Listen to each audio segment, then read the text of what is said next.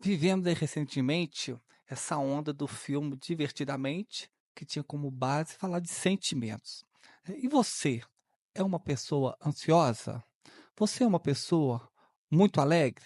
Então, para falarmos hoje sobre ansiedade e também sobre alegria, nós estamos recebendo aqui no nosso Educast TV Aprendiz, no canal YouTube, a psicóloga Jussara. Ô, Jussara, muito obrigado por atender o nosso convite, para estar falando aqui um pouco sobre ansiedade e alegria, principalmente a ansiedade que está muito aí presente na vida dos brasileiros. Sim. Na verdade, sou eu que agradeço o convite. Eu falo que é sempre importante a gente falar de saúde mental, da gente trazer isso para o contexto do nosso dia a dia, de uma forma não só a informar, mas ajudar as pessoas a se acolherem, a se perceberem e aí, né, com isso também buscar ajuda quando notar que algo ali está fora dos conformes. Bom, para as pessoas começarem a entender, Jussara, vamos primeiro falar sobre o que é a ansiedade. Sim, claro. Dentre várias caracterizações, para que fique de uma forma mais clara, né, para que todo mundo entenda, eu falo que a ansiedade ela acaba sendo um excesso de futuro ou também uma tentativa de que eu possa controlar todas as coisas. Como a gente viu no filme, a ansiedade ela surge ali, né, quando a Riley entra na adolescência, quando surge ali a puberdade, que é um marco, né, dos conflitos e de todas as novas vivências que ela vai ter. A ansiedade ela é tida como uma emoção secundária, né? A gente explica também ali dentro do contexto da psicologia que uma emoção que está fortemente atrelada à ansiedade é a emoção primária do medo. Por quê? Porque na ansiedade, né, eu tenho medo também do futuro. Ela é um excesso do futuro, a gente vê ali que a personagem da ansiedade antecede, né? Ela quer criar todo um contexto para Riley se sair bem, para que tudo funcione ali no dia a dia dela, para que ela impressione as amigas, para que ela se destaque. Então, nesse excesso de futuro, eu tento prever tudo o que vai acontecer, como se fosse possível, mas não é. E aí fica É, uma pessoa ansiosa. exatamente. O que que acontece, né? Quando eu tento prever todo um cenário que ainda não chegou, é como se fosse uma estratégia de autodefesa. É como se eu conseguisse planejar que, ao acontecer uma situação negativa, eu vou conseguir reagir a ela. Contudo, o futuro ainda não chegou para nós. O único tempo que a gente tem é o aqui e o agora, é o presente.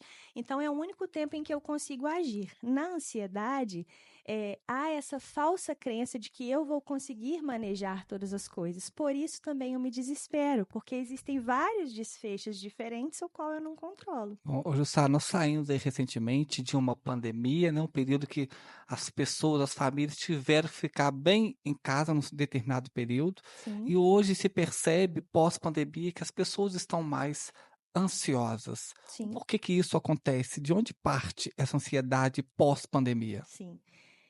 O que que acontece? Na verdade, o que a pandemia fez com a gente foi a gente olhar para dentro.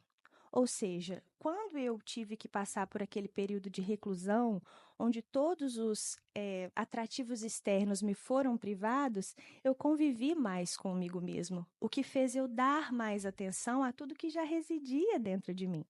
Porque senão a gente coloca como assim, virou-se uma chavinha, a pandemia veio e aí ficamos mais ansiosos. É claro que o contexto de pandemia, de limitação financeira, de desespero pelo novo, né, que a ansiedade é isso também. É uma situação nova, eu não sei como vou reagir a ela. Então, o contexto foi favorável. A gente pega, né, um cenário em que estava todo mundo vivendo ali as suas vidas, imerso nos seus trabalhos, nas suas relações, e de repente, porque foi como quase que da noite para o dia, né? É verdade. Fecha-se tudo, não posso mais ir para o meu trabalho, não posso mais ter a minha rotina. A partir dali, eu fui convidado obrigatoriamente a ficar em casa. Com isso, necessariamente eu tive que voltar esse olhar mais para dentro, e com isso eu esbarrei nas questões que já estavam lá, agravadas pelo medo do financeiro, pelo medo da incerteza se eu vou voltar a ter o meu emprego, se vai me faltar algo, e a convivência familiar ficou mais próxima. Então, aquele parente que eu fugia, que eu não convivia sempre, eu estava ali no mesmo ambiente com ele, tendo que lidar com, às vezes, questões que já adivinham. É, Então, ela potencializou, né, questões que já estavam adormecidas, e o cenário fez a gente notar como os nossos medos já nos acompanham desde sempre. e assim, aumentou essa procura, por exemplo, você é uma psicóloga da área Uhum, clínica no seu consultório, sim. aumentou a procura por esse profissional justamente por a questão da ansiedade? Significativamente. Eu saí de um contexto em que aumentou 400% o número de pacientes que eu tinha, porque justamente antes da pandemia eu tinha outros recursos para fugir daquilo que me afligia. Com a limitação disso, de acordo com a pandemia, eu comecei a notar aquelas questões que me incomodavam e partiu a necessidade de buscar uma ajuda profissional para lidar com aquilo. Então, digamos que antes de 2020 ali, realmente, num contexto de início de formação, se eu tinha 5, 6 pacientes ali semanais, eu me passei para 40, 50 pacientes. Agora, assim, a ansiedade, aí eu vou fazer uma prova, vou fazer Uhum. uma entrevista, essa ansiedade antes era uma ansiedade que a gente pode dizer assim, normal. Quando que a ansiedade deixa de ser algo que, assim, deixa de ser algo problemático para a pessoa? Claro, muito importante essa sua pergunta, porque a gente tem que entender que a gente não pode separar as nossas emoções em boas ou ruins. Todas as emoções que a gente tem, elas fazem sentido para nós. Então, até a própria ansiedade, que é a nossa emoção secundária, ela tem uma função no nosso organismo. Ela nos protege de um perigo iminente, ela faz com que a gente possa realmente se planejar para algo que está por vir dentro de um contexto saudável. Eu noto que ela está disfuncional quando ela, por exemplo, começa a me gerar sintomas físicos.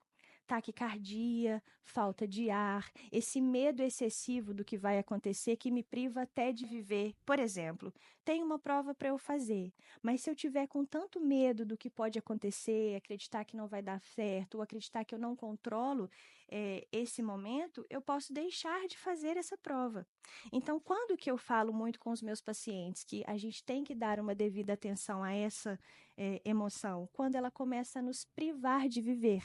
Quando eu noto que eu deixo de fazer coisas, ou quando eu tento fazer e estão me gerando sintomas físicos avassaladores. Porque quem sabe, quem já passou por uma crise de ansiedade, sabe o quão é difícil.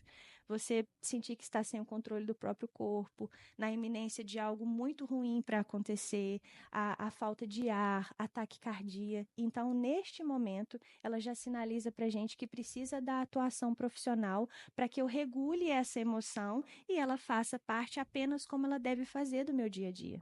Ô, Jussara, saindo da ansiedade para a alegria. Sim. É, quando que a gente pode dizer assim, a pessoa está feliz, o que que é o ser alegre?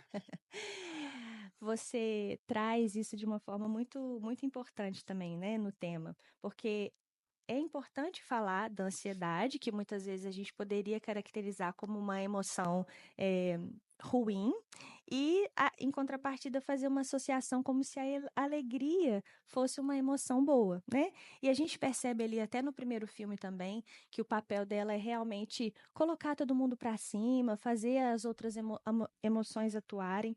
Só que o que a gente vive recentemente também no nosso contexto da atualidade é uma busca excessiva por esse estado de alegria, por experimentar a alegria.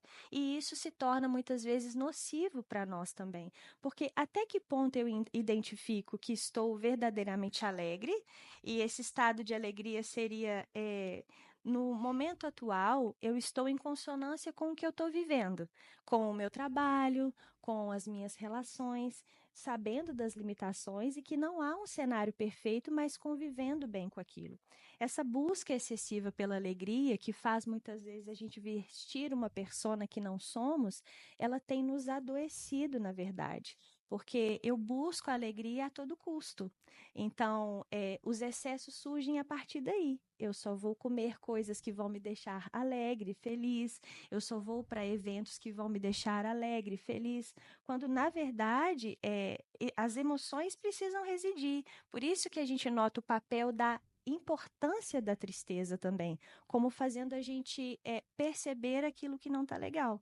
É uma pessoa que está aí dando altas gargalhadas, às vezes repetidamente, vários momentos, não quer dizer que ela está sendo uma pessoa feliz. Ou provavelmente esteja até sinalizando que algo não vai bem, porque é justamente o excesso que mostra para mim que algo está disfuncional. Quando eu experimento um verdadeiro estado de alegria, quando eu estou feliz, no espaço em que eu estou, nas relações que eu estou, isso acaba sendo um comportamento natural. Talvez a pessoa que mais esteja evidenciando essa alegria excessiva, ela esteja internamente passando, na verdade, por questões as quais ela está camuflando, né? Eu falo nessa pergunta diária que a gente recebe todos os dias, tudo bem? A gente automaticamente responde, tudo bem. Mas, na maioria das vezes, não está nada E bem. às vezes a gente até percebe quando esse tudo bem Uhum, que a pessoa está falando, vem às vezes até com uma energia muito positiva, a gente sim, consegue às vezes perceber que sim, realmente aquela pessoa ali está sim. bem mesmo, está alegre. Agora, a alegria, ela pode ajudar uma pessoa que está muito ansiosa ou não?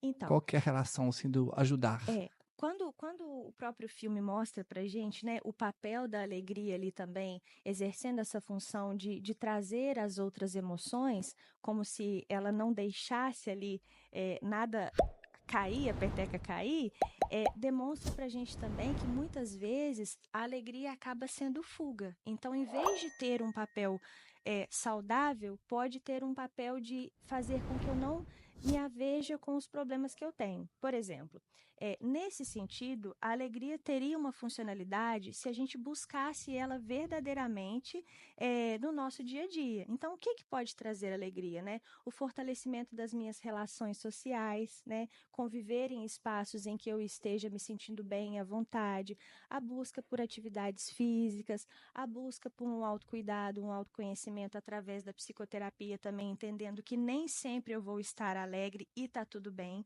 que importa eu saber conviver com as minhas emoções e que elas atuem para mim de forma funcional.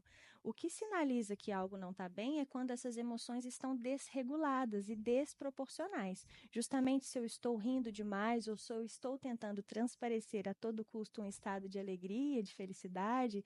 Hoje a gente vê no Instagram a vida perfeita de todas as pessoas, como se não houvesse problema.